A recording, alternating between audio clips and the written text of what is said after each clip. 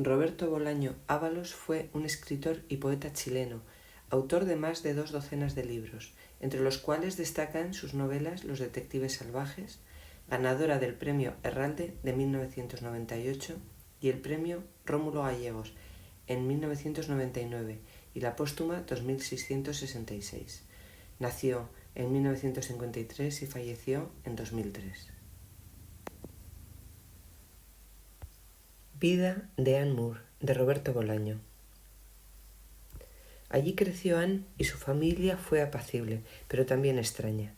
En 1958, cuando tenía 10 años, vio por primera vez el rostro de carbón, el rostro manchado de tierra, así lo define ella indistintamente, de la realidad.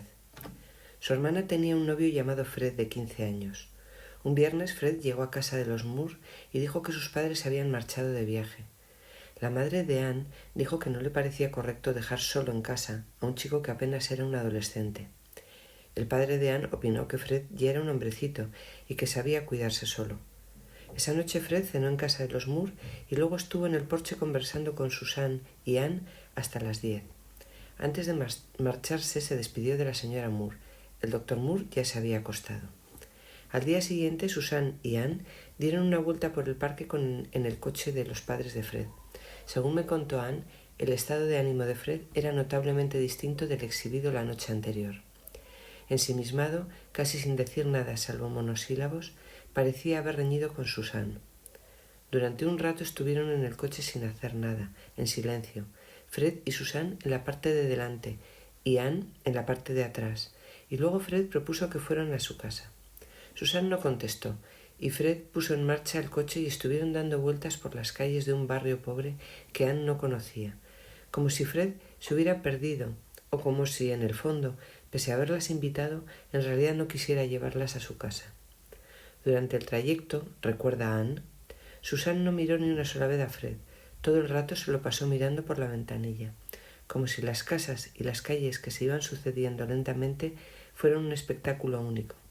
Tampoco Fred, la vista clavada al frente, miró ni una sola vez a Susan.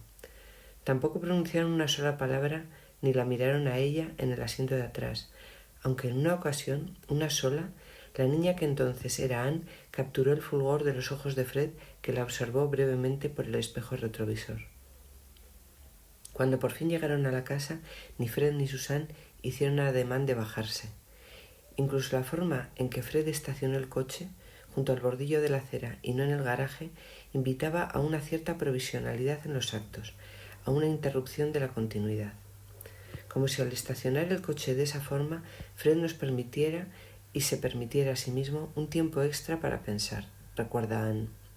Después, pero Anne no recuerda cuánto tiempo pasó, Susan se bajó del coche, le ordenó a ella que hiciera lo mismo, la cogió de la mano y se marcharon de allí sin despedirse. Cuando llevaban varios metros de distancia, Anne se volvió y vio la nuca de Fred en el mismo lugar, sentado al volante, como si aún estuviera conduciendo, la vista fija al frente, dice Anne, aunque puede que entonces tuviera los ojos cerrados, o puede que los tuviera entornados, o que mirara al suelo, o que estuviera llorando. Volvieron a casa caminando, y Susan, pese a sus preguntas, no le quiso dar ninguna explicación de su actitud. Esa tarde Anne no le hubiera extrañado ver aparecer a Fred en el jardín de su casa. En otras ocasiones había sido testigo de peleas entre éste y su hermana mayor, y el rencor nunca fue duradero. Pero Fred no apareció ese sábado ni el domingo, y el lunes no fue a las clases, según confesaría Susan más tarde.